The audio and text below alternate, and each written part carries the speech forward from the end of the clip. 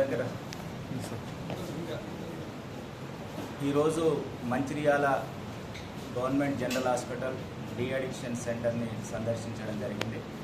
గాంజా లాంటి మత్తు పదార్థాలకు బానిసలైన వ్యక్తులని చెకింగ్ చేసి డ్రగ్ టెస్టింగ్ కిట్ ద్వారా చెక్ చేసి పాజిటివ్ వచ్చిన వాళ్లకు 15 days కోర్టు ఆదేశం ప్రకారము మ్యాండేటరీ ఇన్పేషెంట్గా వాళ్లకు ట్రీట్మెంట్ ఇవ్వడం జరుగుతుంది.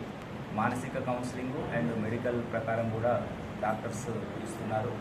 ముఖ్యంగా ఇప్పటివరకు మంచిర్యాల జిల్లాలో ఒక డిమాండ్ కట్ చేయడం కోసం గాంజాని డిమాండ్ తగ్గించినట్లయితే ఆటోమేటిక్గా కన్జ్యూమర్స్ ఎవరైతుందో వాళ్ళు బంద్ చేసినట్లయితే గాంజా యొక్క మూవ్మెంట్ కూడా తక్కువ ఉంటుంది. కాబట్టి డ్రగ్ టెస్టులు తీసుకొని ఇప్పటివరకు దాదాపు 19 మందిని పాజిటివ్ టెస్ట్ రావడంతో డ్రగ్ అడిక్షన్ సెంటర్కి పంపినాము.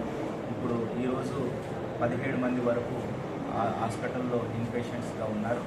ముఖ్యంగా ఇక్కడ ఉన్న తల్లిదండ్రులకు, ఇక్కడ ఉన్న పెద్దలకు, మీడియా ప్రతినిధుల ద్వారా విజ్ఞప్తి ఏంటంటే, ఎవరైతే గంజాయి తీసుకుంటున్నారో, సేవిస్తున్న అనుమానం ఉన్నదో ఇమ్మీడియట్లీ మాకు 100 డైల్ ద్వారా కానీ మా వాట్సాప్ నెంబర్ల ద్వారా కానీ సమాచారం ఇవ్వండి. మేము వాళ్ళని ట్రేస్ చేసి చెకింగ్ చేసి వాళ్లకు పాజిటివ్ వచ్చినట్లయితే, వాళ్ళు తాగుతున్నట్లయితే వాళ్ళకు డాక్టర్స్ ద్వారా మంచి ట్రీట్మెంట్ ఇచ్చేసి మంచి పౌరుడుగా మళ్ళీ బయటికి పంపించడం జరుగుతుంది. మంచి కౌన్సిలింగ్ చేయడం ద్వారా అతను మళ్ళీ తీసుకోకుండా ఉండేటట్లు చూస్తాము. ఈ ఫస్ట్ కేసు అనేది వాస్తవానికి వాళ్ళ పైన ఎలాంటి ఇబ్బంది కాదు, పాస్పోర్ట్ కానీ దేనికి కానీ. మళ్ళీ రెండోసారి కేసు అయితే మాత్రము జైలుకు పోయే పరిస్థితి ఉంటుంది. కాబట్టి అది క్లియర్గా చెప్తాము. మెడికల్ ప్రకారం కూడా ట్రీట్మెంట్ ఇక్కడ ఇస్తున్నారు. కాబట్టి ఇది అవకాశాన్ని వినియోగించుకోవాలి. డ్రగ్ రహిత, డ్రగ్ నిర్మూలించే మంచిర్యాలగా ఉండాలని ఈ సందర్భంగా ఆర్ఎంఓ గారు అండ్ ఇక్కడ డాక్టర్స్ వాళ్ళు, వీళ్ళ యొక్క నర్సు సిబ్బంది కూడా ఈ వైద్యులందరూ కూడా మంచి సేవలు అందిస్తున్నారు.